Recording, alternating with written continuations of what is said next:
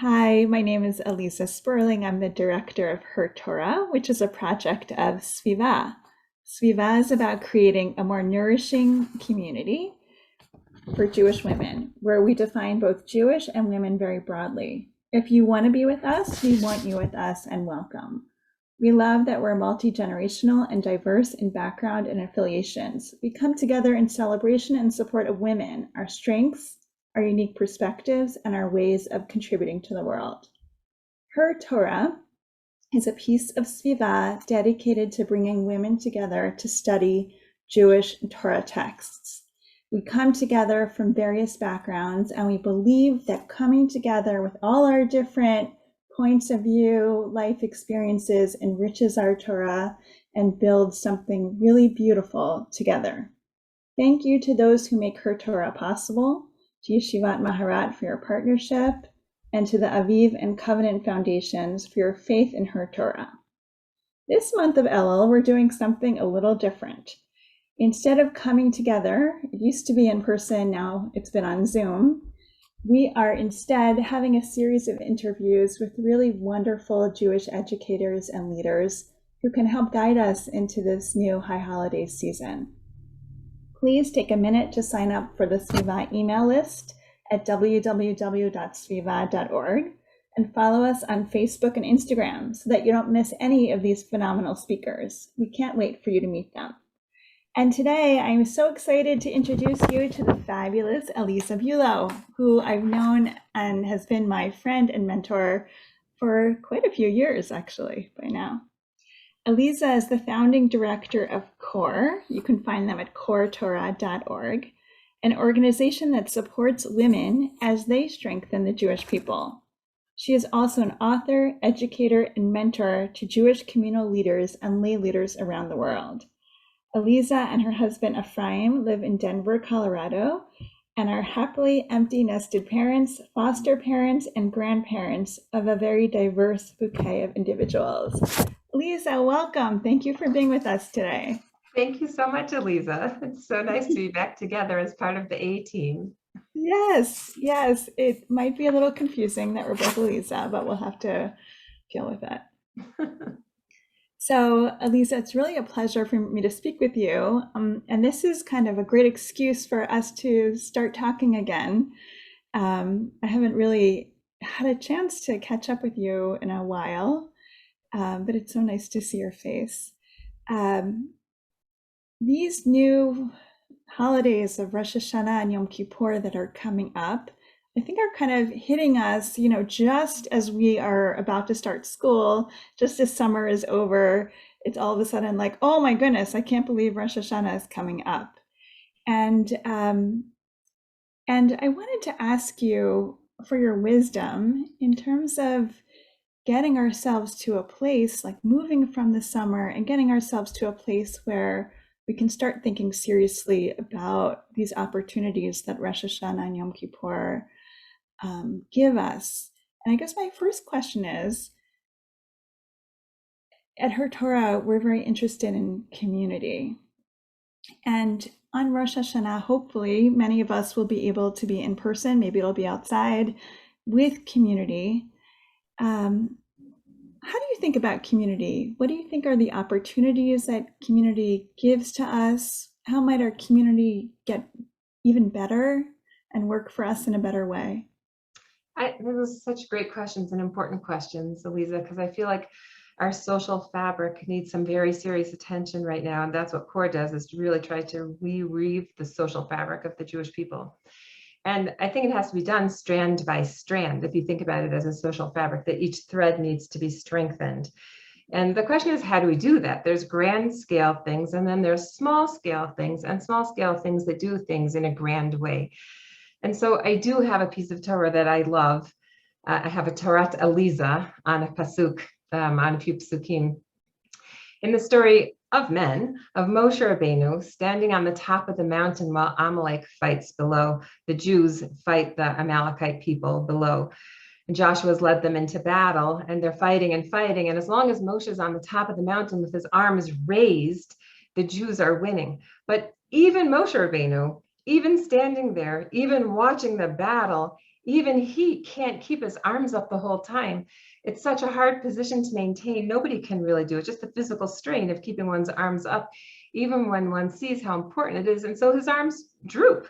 And when they go down, the Amalekites start to win. And when he puts them back up, because he realizes what's going on, so then the Jews start to win, and up and down and up and down, and the Jews, the Amalekites, the Jews, the Amalekites, and it's really hard.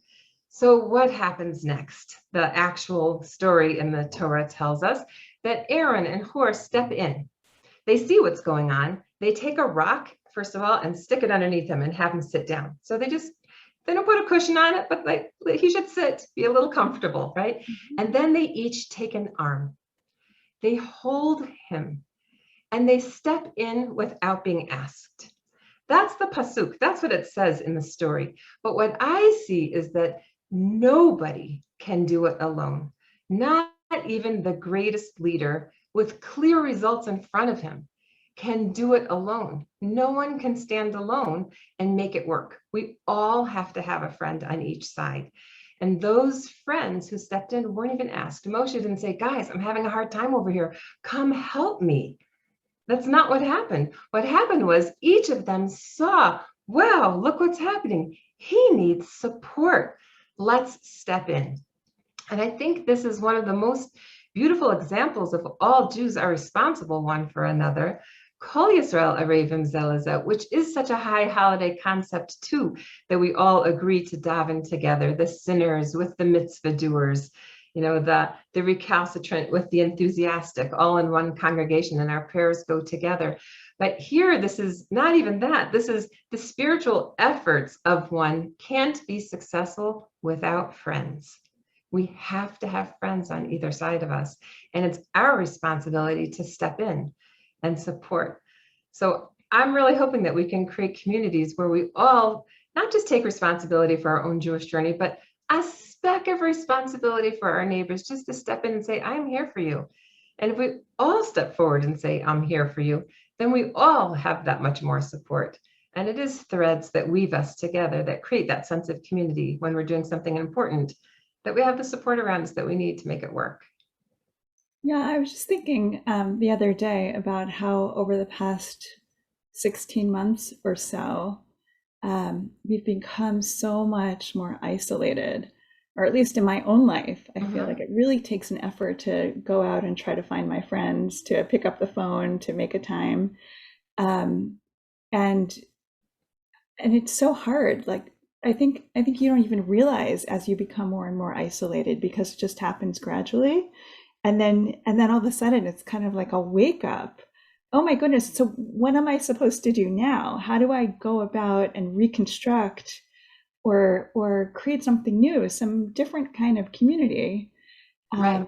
Do you have some practical suggestions for us about how we could do that?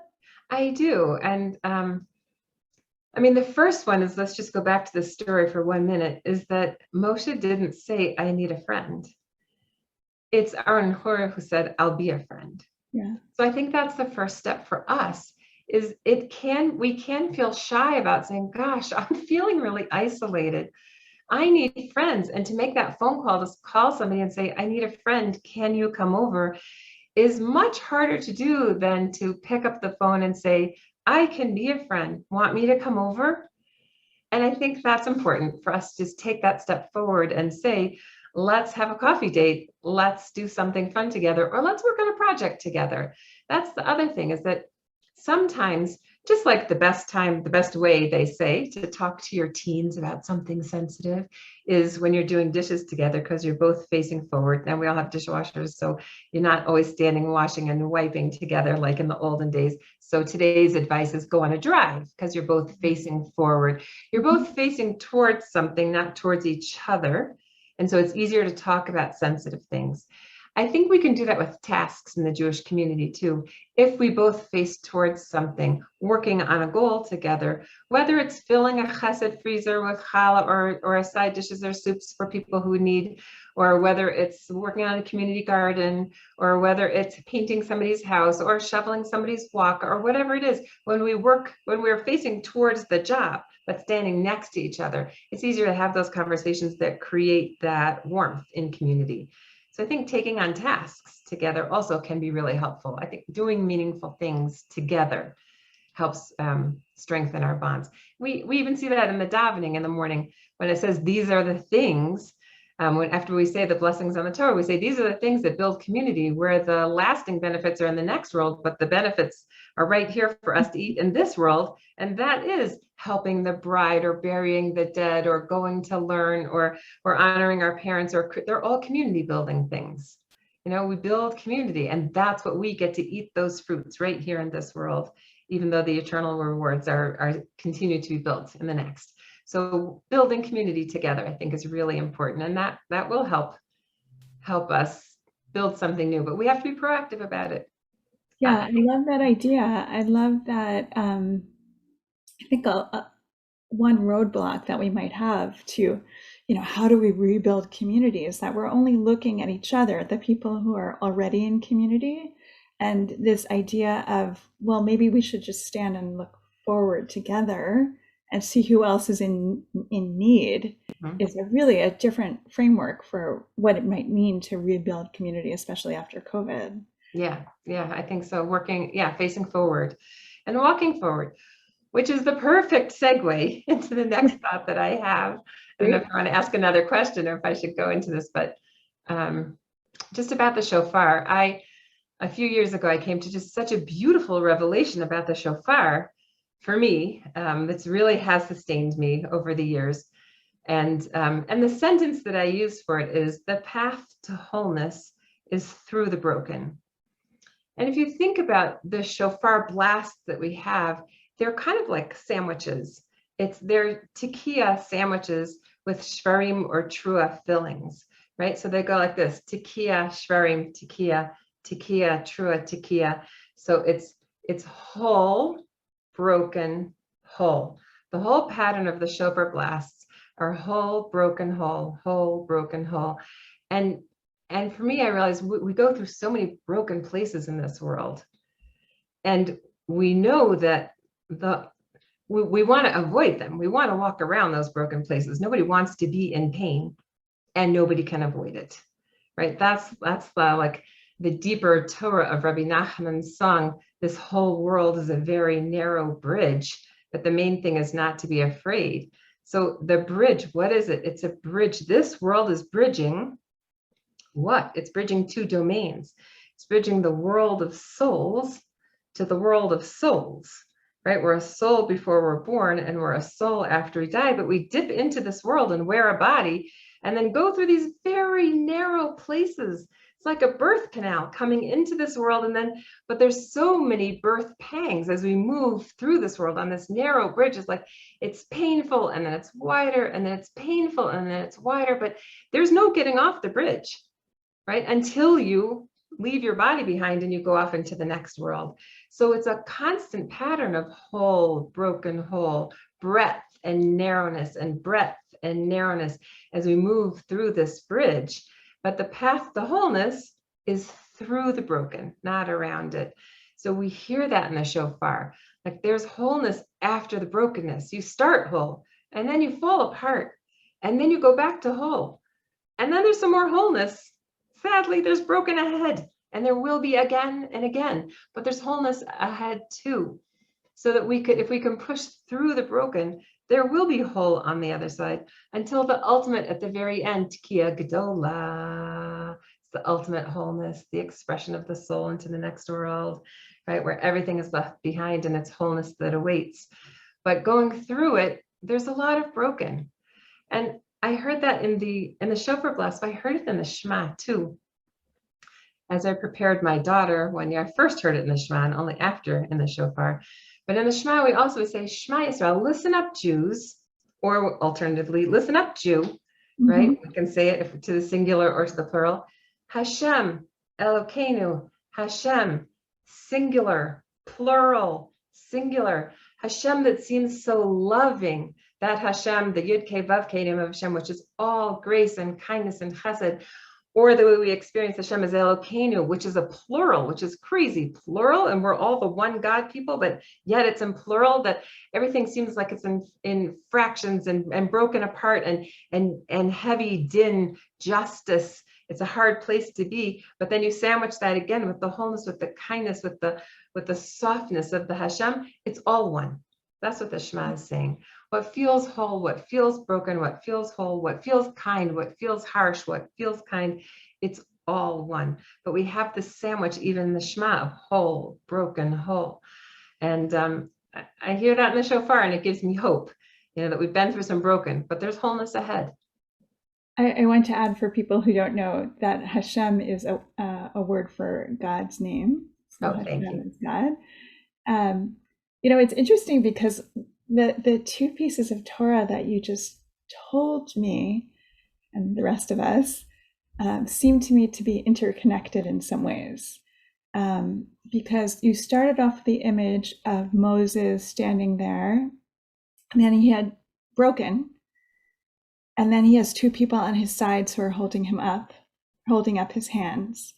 And then you brought us the metaphor of the shofar, where you have the brokenness, and it's bounded by the wholeness on either side. And it was fascinating to me that in the first way we talked about it, it was that the brokenness and the wholeness are all at the same time, right? And the brokenness is held up by the wholeness. While in the second piece of Torah, it was more of a path that you have to go through, from the wholeness through the brokenness back to the wholeness.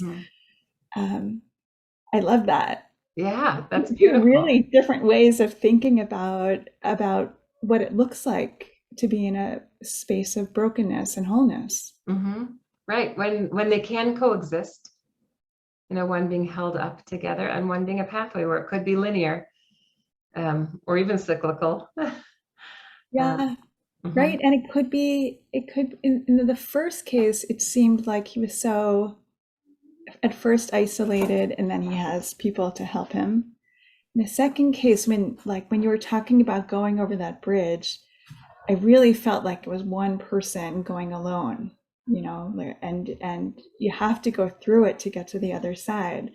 But now I'm starting to think that maybe it's a person who's going through that bridge who has two people on the side, maybe helping them as they go from one place to another. Right. I think we do. And I think sometimes we get abandoned by those people. That's part of the brokenness in the middle, is that either feeling abandoned or actually being abandoned is part of the brokenness that we go through to the wholeness of new friendships or better relationships or a stronger marriage or deeper relationships with our children or whatever it is, or with coworkers or neighbors or self or God. Sometimes we're out of relationship with God, and we need to go through some broken places until we find a whole place.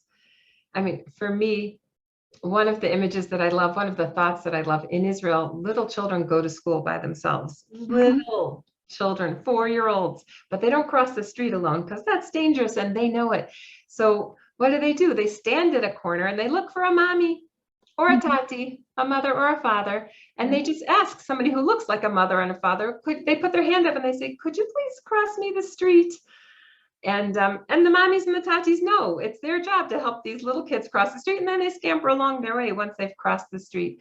So sometimes I think about that with our parent, our heavenly parent, just looking up and saying, are you could you help me cross? I'm having a really hard time on this bridge, and I just need could you help me cross? I need help crossing through these dangerous zones that I'm in, and to put my hand up and just ask for that help to.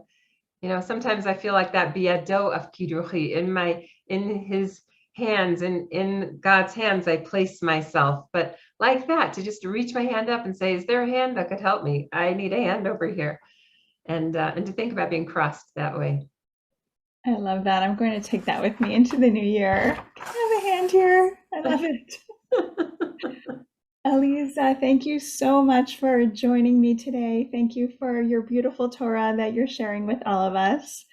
To everybody who's listening, please, if you'd like to hear some more wisdom from wonderful Jewish educators, please go to our website, SVIVAH.org, and sign up for our mailing list so that you can get all of this wonderful Torah and wisdom and insights right into your inbox. Aliza, it's been way too long, but I'm so glad that we reconnected. Shana Tova, happy, healthy, sweet new year. Shana Tova to you too. Everything should be beautiful and blessed the whole year long for you and all of the Jewish people and all of the world. Amen. I like that.